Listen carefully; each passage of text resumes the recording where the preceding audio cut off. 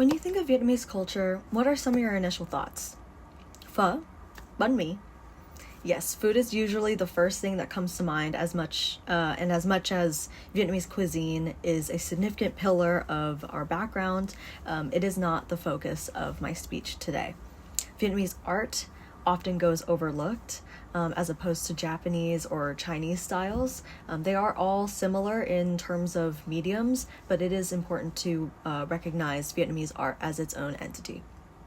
Understanding where the traditional art comes from, what inspired it, and how it influences other branches of art like tattooing is an area of interest to me as it is a part of who I am. My name is Queenie Sam, and I am a first-generation Vietnamese American raised by a single father who came from the countryside farmlands of South Vietnam. I continue to learn more and more about my culture as I age and discover new depths to my ancestral history. Vietnam has been through several phases of rule, which has influenced the arts in drastic ways, from the Neolithic age to the era of Chinese rule to the era of French rule. These traditions have translated down into the tattoo culture in Vietnam with various symbolic images. There are 8 main recurring symbols in Vietnamese art. The main ones I will be discussing today will be the dragon, the phu dog, the turtle, and the lotus flower. The dragon is an important being in many Asian cultures. It is believed to be a symbol of strength, nobility, and power.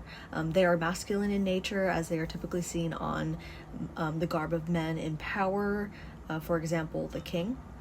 Dragons have been an important icon in Eastern history, which you can see in various pieces like ancient jade dragons, which according to World History Encyclopedia may date back to as early as 4000 to 3000 BCE.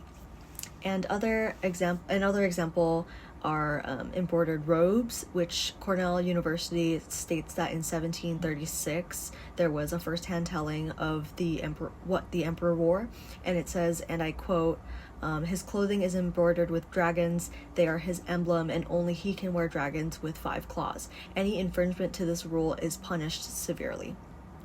The phu dog is also referred to as the guardian lion, as stated in the Hangout Tattoo Studios article.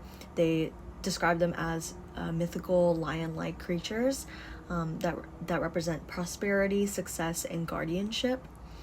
These characters are linked to Buddhism, and you can often find them carved in stone in front of temples or homes, though there are a couple here in San Diego in front of a well-loved Vietnamese grocery store called Ying Dong, if you guys ever want to go check that out.